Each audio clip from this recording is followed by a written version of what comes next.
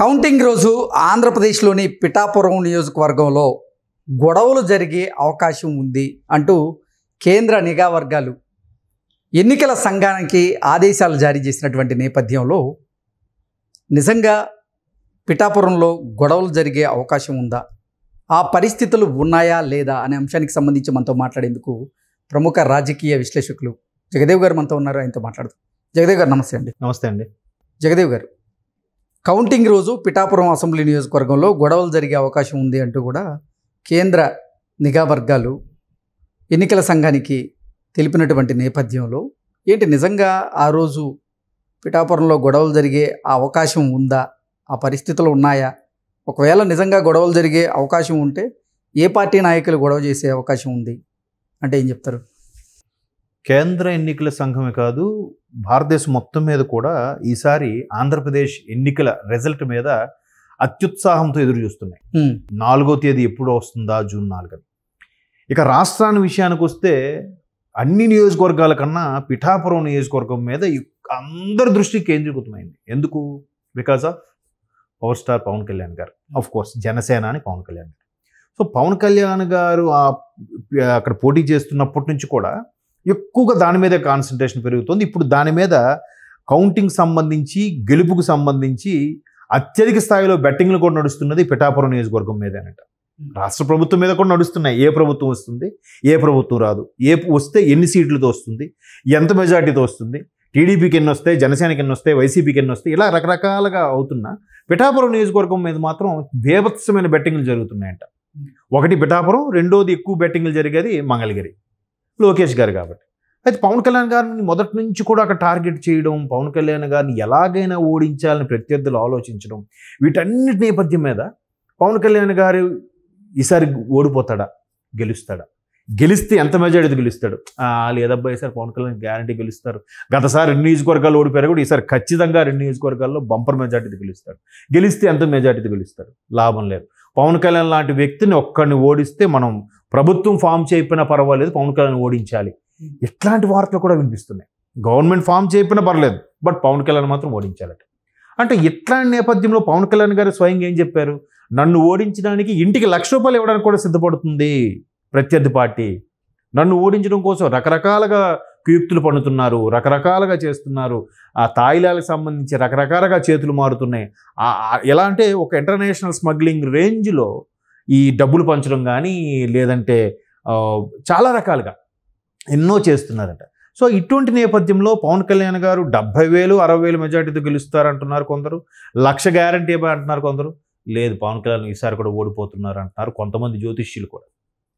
So వీటన్నిటి మీద ఎంత ఉత్కంఠ పెరుగుతుందంటే, ఆల్రెడీ ఎన్నికలకు కౌంటింగ్ సంబంధించి ఓడిపోతారని కొన్ని ప్రత్యర్థులు భావిస్తున్న నేపథ్యంలో, ప్రభుత్వమే ఓడిపోతుందని కొంతమంది కూటమి సభ్యులు భావిస్తున్న నేపథ్యంలో, ఇప్పుడు పల్నాడు, చంద్రగిరి వీటన్నిటిలో కూడా మనం అల్లర్లు చేయడం చూసాము. దానికి సంబంధించి డిఎస్పీ స్థాయిని ఒక కలెక్టర్ను కూడా సస్పెండ్ తీసి చొరవగా చర్యలు తీసుకుంటూ కూడా చాలా వీడియోస్ కూడా చూసాం. వాళ్ళ రాళ్ల దాడి, కార్లు ధ్వంసము, పార్టీ ఆఫీసులు ధ్వంసం చేయడం, ఇవన్నీ కూడా చూసాం. సో ఇట్లాంటి నేపథ్యంలో రేపు కౌంటింగ్ రోజు ఏమైనా తేడా వస్తే, పవన్ కళ్యాణ్ బంపర్ మెజార్టీతో వచ్చినా, లేదా ఇంకేమైనా తేడా జరిగినా, అక్కడ స్థానికంగా ఉన్న వాళ్ళు తట్టుకోలేక విజృంభించవచ్చు, దాడులకు పూనుకోవచ్చు అని ఈసీకి ఆల్రెడీ ఇంటెలిజెన్స్ అనేది ఒక షాక్ లాగా ఒక అనాలిసిస్ చెప్తుందండి. మీరు అప్రమత్తంగా ఉండాలి, ఇప్పటి నుంచి అనలైజ్ చేయాలి. ఆల్రెడీ ఈసీ ఇక డీజీపీని, చీఫ్ సెక్రటరీని ఇద్దరిని పిలిపించుకుంది. ఎలాగో మీరు ఫోన్లో మాకు ఎక్స్ప్లెనేషన్లు మెయిల్లో ఇస్తే కాదు, మీరిద్దరూ రావాలని చెప్పి అడిగింది. ముఖాముఖి మాట్లాడి తేల్చుకునేలాగా వాళ్ళిద్దరికి వెళ్తే ఇమీడియట్గా వాళ్ళు వెళ్ళారు, ఎక్స్ప్లెనేషన్ ఇచ్చారు, అంతా చేశారు. ఎందుకంటే మీరు ఈసీకి, డీజీపీ స్థాయికి వచ్చారంటే ఖచ్చితంగా ఒక 20 ఏళ్ళ సర్వీసు చేసిన తర్వాత ఆ స్థాయికి వచ్చి ఉంటారు. మీరు ఎన్నో చూసుంటారు, మీరు అంచనా వేయలేకపోయారా? మీకు తెలియదా? ఎందుకు? అందుకు ఇప్పుడు ఎన్నికల కమిషన్ ఏం చేస్తుంది? ఒక పిఠాపురమే కాదు, రాష్ట్ర వ్యాప్తంగా కూడా ఎక్కడెక్కడైతే క్రిటికల్గా ఉన్న పొజిషన్లో అవన్నీ గుర్తించి ఎన్నికల పోలింగ్ కౌంటింగ్ అయిపోయిన జూన్ 4 తర్వాత కూడా 2 వారాల పాటు అదనపు బలగాలను పెట్టి కాపలాగా పెట్టమని కూడా ఎలక్షన్ కమిషన్ ఆల్రెడీ ప్రభుత్వానికి వాటికి ఆదేశాలు జారీ చేసింది. ఇటువంటి చర్యలు తీసుకుంటున్న నేపథ్యంలో పవన్ కళ్యాణ్ గారు పిఠాపురం సంబంధించి బెట్టింగ్లు అవుతున్న విషయం కూడా వాళ్ళకి వెళ్ళింది. పవన్ కళ్యాణ్ గారి గురించి అత్యంత ఉత్కంఠగా ఎదురు చూస్తున్నారన్నట్టుగా వెళ్ళింది.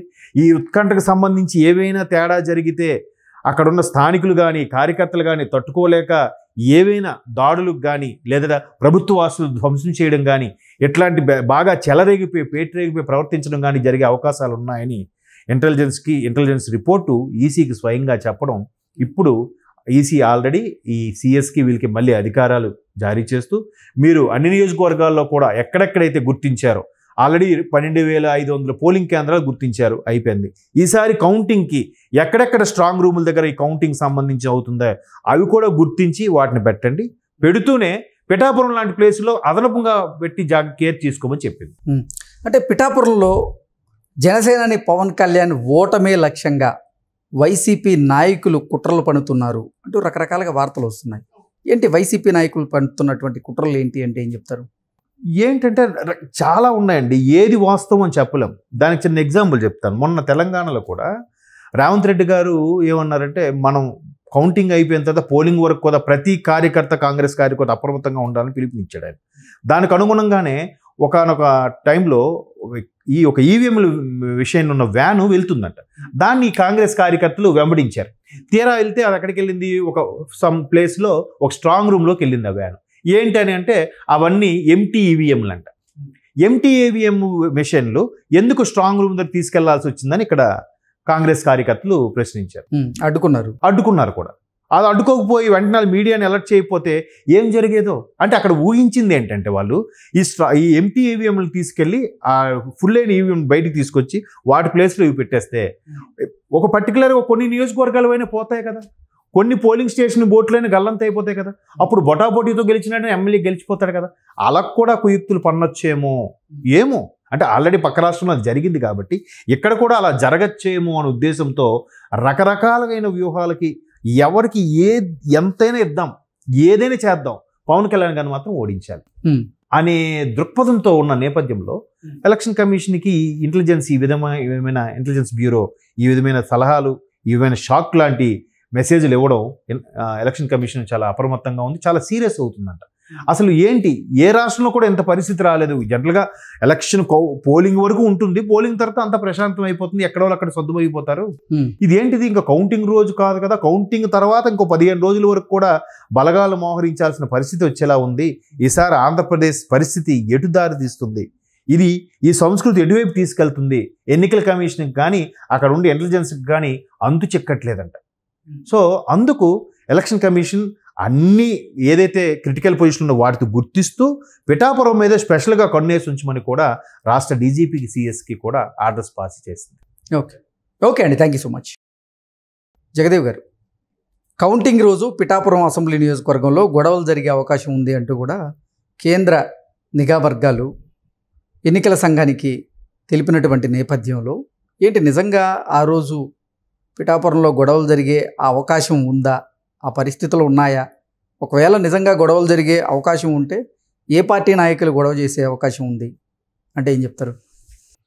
కేంద్ర ఎన్నికల సంఘమే కాదు, భారతదేశం మొత్తం మీద కూడా ఈసారి ఆంధ్రప్రదేశ్ ఎన్నికల రిజల్ట్ మీద అత్యుత్సాహంతో ఎదురు చూస్తున్నాయి.